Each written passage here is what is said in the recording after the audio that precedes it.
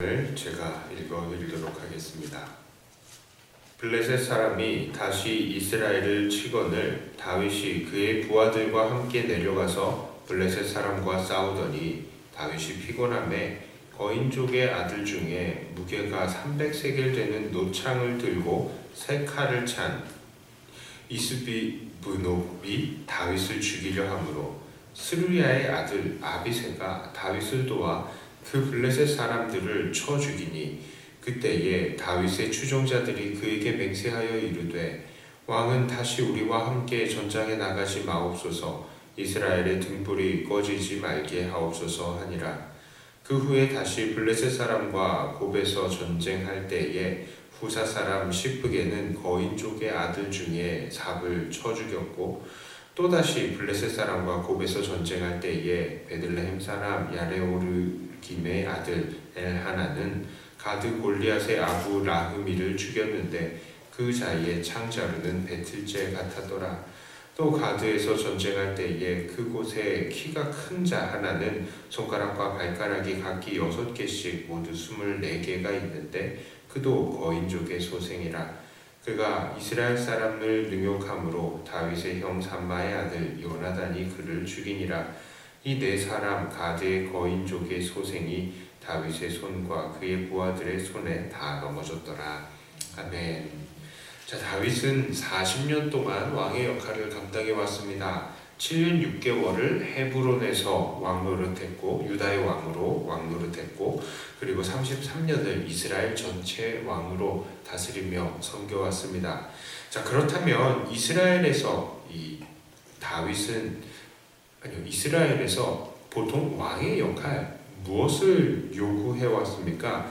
그것은 우리가 예전에 사무엘상 8장에서 최초로 왕이 세워지는 시기에 왕에게 요구되는 직무가 2가지가 있었음을 나눈 적이 있었습니다. 바로 사무엘상 8장 20절 말씀인데요. 제가 읽어드립니다. 우리도 다른 나라들 같이 되어 우리의 왕이 우리를 다스리며 우리 앞에 나가서 우리의 싸움을 싸워야 할 것이니이다 하는지라 하면서 왕을 백성들이 요구했었어요. 그렇습니다. 왕에게 주어진 큰 직무가 2가지가 있습니다. 그것은 바로 첫째는 백성들을 공평과 정의, 즉 하나님의 온전한 뜻으로 다스리는 것이고 두 번째는 싸우는 것입니다. 이스라엘 사람들을 싸움으로 잘 지켜내는 것이죠. 자, 그런데 다윗은 정말 잘 다스리고 잘 싸웠습니까? 그렇습니다. 다윗은 잘 해왔습니다. 그런데 오늘 사무엘하 21장은 그런 다윗의 다스림에 약간씩의 문제가 있었음을 보여주고 있습니다. 1절부터 14절까지의 이야기 속에서 보인 이 다윗의 문제는 무엇입니까? 이 이야기는 바로 이스라엘의 3년간의 이 통치기간 동안에 3년의 시간 동안 기근이 있었다는 것을 이야기합니다. 그리고 그 원인을 찾아보니까 사울이 기브온 사람들을 학살했기 때문에 이 비가 내리지 않았다라고 하나님께서 응답을 하시는 것이죠. 그래서 다윗은 기브온 사람들의 요구대로 사울 집안의 사람들을 7명을 그들에게 내주어서 죽게 했습니다. 여기까지는 정당한 처사다라고 할 수 있겠습니다만 이후가 문제가 있었습니다. 이 기브온 사람들이 이 사람들을 매달았는데요. 그 내용을 정확히 보면 이 사람들을 몇 날 며칠 동안 매달아둔 것을 볼 수 있습니다. 그래서 이 아야의 딸 리스바, 즉 죽은 아들들의 어머니가 밤과 낮으로 들짐승과 새들을 쫓아냈었다는 것을 우리가 그것을 볼 수가 있습니다. 그런데 이 일이 이스라엘에서는 절대로 있어서는 안 되는 일입니다. 왜 그러느냐? 자, 신명기 21장 22절 23절에 이런 말씀이 있습니다. 사람이 만일 죽을 죄를 범함으로 네가 그를 죽여 나무 위에 달거든 그 시체를 나무 위에 밤새도록 두지 말고 그날에 장사하여 내 하나님 여호와께서 내게 기업으로 주시는 땅을 더럽히지 말라. 나무에 달린 자는 하나님께 저주를 받았음이니라. 그렇습니다. 다윗이 사람을 만약에 죽게 했으면 그 시체에 대한 뒤처리조차도 하나님의 뜻 안에서 이루어질 수 있도록 했어야 했지만 그렇게 하지 않았어요. 몇 날 며칠을 놔뒀고요. 아야의 딸 리스바가 그렇게 행동한다는 것을 듣고 나서야 그제서야 그 시신을 내려서 그 다음에 사울과 요나단의 그 시신과 그 합장을 해준 것입니다.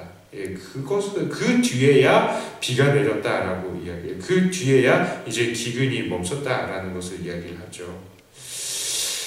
자, 그렇다면요, 다윗의 이 왕의 임무 중에서 백성을 대표해서 싸우는 것은 어떻습니까? 오늘 여기에 오늘 함께 읽은 본문이죠. 여기에도 문제가 있었습니다. 우리 16절, 17절에 그렇게 나오죠. 거인족의 아들 중에 무게가 300세겔 되는 노창을 들고 세 칼을 찬 이스비브노비 다윗을 죽이려 함으로 스루야의 아들 아비새가 다윗을 도와 그 블레셋 사람을 쳐 죽이니 그때에 다윗의 추종자들이 그에게 맹세하여 이르되 왕은 다시 우리와 함께 전장에 나가지 마옵소서. 이렇게 얘기를 합니다. 자, 골리앗마저도 죽였던 용사 다윗은요, 이제는 거인을 감당하기 어려운 상태가 되었습니다. 그래서 그의 추종자들이 이제는 다윗이 전장에 나가지 못하도록 말려야 되는 지경이 된 것이죠. 그렇습니다. 오늘 사무엘하 21장의 본문은 그렇게 위대했던 다윗도 이제 왕이 담당해야 할 직무, 이 두 가지, 바로 전쟁 다스림과 온전히 백성들을 다스림과 또 전쟁을 온전하게 수행하기가 어려웠다는 것을 이야기하고 있습니다. 그리고 이 사실을 우리에게 말해주는 것은 무엇입니까? 바로 이 세상에는 완벽한 왕은 없다는 것입니다. 영원한 왕, 완벽한 왕은 없다는 거예요. 왜 그렇습니까? 아무리 똑똑하고 아무리 용맹하고 그렇다 하더라도요, 결국 노쇠하고 또 자기의 기능을 완벽히 수행하지 못할 때가 오는 것입니다.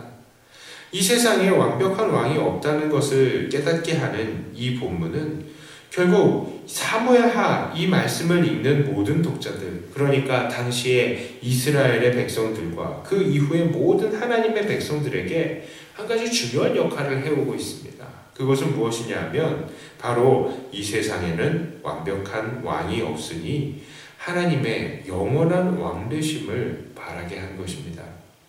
사람은 영원히 올바른 판단을 할 수 없고요. 또 백성들을 공평과 정의로 다스릴 수가 없습니다. 또한 사람은 영원히 그들을 돌봐주고 보호해줄 수가 없죠. 그러나 하나님은 그것이 가능한 것입니다. 그래서 하나님의 백성들은 역사 속에서 그토록 하나님의 기름 부음 받은 자 메시아를 그래서 기다려왔던 거예요. 그리고 그들의 그런 믿음에 대해서 하나님은 예수님으로 응답해 주신 것입니다. 예수님은 이 땅에 오신 우리의 영원한 통치자이십니다. 예수님은 그 지혜로 이 땅을 온전히 하나님의 뜻대로 다스리시며 또한 그 능력으로 하나님의 백성들을 온전히 지키시고 보호하시는 분이십니다.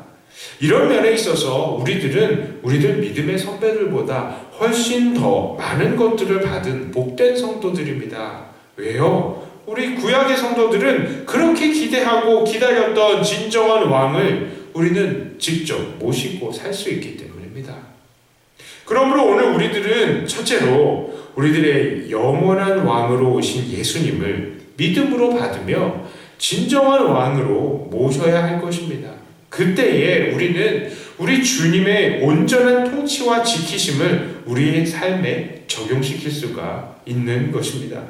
사람 왕, 사람 통치자에게 너무 많은 거 바라지 마세요. 그들에겐 한계가 있습니다. 그래서 그 하나님의 온전한 공평과 정의로 이 세상을 다스리기가 어렵고요. 이 사람들 또한 우리들에게 진정한 안정, 진정한 삶의 평안을 줄 수가 없는 것이죠. 세상의 왕, 세상의 통치자는 그렇습니다. 그러나 우리 예수님은 온전한 지혜로 우리를 통치하시고 온전한 능력으로 우리를 지키시며 우리의 삶에 진정한 만족과 안정을 주시는 분이십니다. 자, 두 번째로 우리는 장차 들어가게 될 하나님의 나라를 사모해야 합니다. 오늘 우리들은 죄와 욕심의 유혹으로 우리 주님의 통치하심을 거부할 때도 있지만 장차 우리가 들어갈 천국에서는 우리는 주님의 다스리심과 지키심 속에서 영원한 행복한 삶을 누리게 되는 것입니다. 그러므로 그날을 사모하시기를 바랍니다. 자, 이제 말씀을 정리합니다. 오늘 말씀을 통해서 우리들은 인간 왕이란 한계가 있으며 다윗조차도 이런 한계를 보여주고 있으며 또 그의 백성들을 온전한 하나님의 뜻대로 다스리고 또한 그 백성들을 보호하는 데에 한계가 있음을 우리에게 보여주었습니다. 우리는 그것을 깨닫게 되었습니다. 그러므로 날마다 우리에게 왕으로 오신 예수님을 진정한 우리의 삶의 왕으로 모시고 또한 장차 우리가 들어가게 될 영원한 주님의 나라를 사모하시기를 바랍니다. 이런 주님의 통치하심으로 매일매일 주 안에서 기쁨과 만족을 누리시는 저와 여러분들, 그리고 장차 천국에서도 영원한 그 통치로 인해 행복을 누리시는 저와 여러분들 다 되시기를 주님의 이름으로 축복합니다. 기도합니다. 감사합니다. 하나님, 사람들은 지혜가 부족하고 능력이 부족하고 게다가 욕심이 많아서 자기 자신을 위해서 살고 백성들을 제대로 돌아보지 못할 때도 많지만 그리고 한계가 있어서 백성들을 온전히 다스리고 그들에게 안정을 제공하지 못할 때도 많지만 우리들에게는 영원한 왕이신 예수님을 보내주셔서 지금부터 우리를 하나님의 그 지혜로 능력으로 또 다스리고 통치하고 계심을 감사를 드립니다. 그리고 또한 저 천국에서도 우리가 그 통치 아래에 있다는 것을 감사를 드립니다. 하나님, 우리가 이 예수님을 늘 우리의 왕으로 모시고 날마다 그 앞에 순종하는 그런 삶을 살게 하여 주시옵소서. 오늘도 왕 되신 주님, 우리에게 무엇을 원하십니까? 날마다 우리에게 말씀하시는 그 말씀 앞에 엎드리게 하여 주시고 순종하게 하여 주시며 날마다 주님을 왕으로 모시는 삶이 정말 우리에게는 기쁨이요 행복이라는 사실을 오늘도 경험하는 하루가 되게 하여 주시옵소서. 하나님, 이 코로나 바이러스가 이렇게 소강 국면으로 접어들 수 있게 해주셔서 감사합니다. 하나님께서 붙들어 주시어서 우리 교회의 예배와 또 모든 모임들이 다 온전하게 다시 회복이 될 수 있게 하여 주시고 또 그동안의 믿음 생활에 정말로 진력하지 못했던 영혼들 하나님께서 다시 한번 그 마음을 다잡을 수 있게 하여 주시고 믿음이 부족하고 또 연약한 지체들 하나님 이 시기 동안에 오히려 하나님과 더 멀어져 버렸을까 두렵사오니 하나님 그들의 마음을 붙들어 주시어서 다시 한번 하나님 앞에 온전하게 예배드리는 그 예배의 자리, 주님을 온전하게 왕으로 모시는 그 섬김의 자리로 그들이 다시 한번 복귀할 수 있게 하여 주시옵소서. 오늘 하루도 하나님께 맡겨드립니다. 감사를 드리고 우리 주 예수님 이름으로 기도드립니다. 아멘.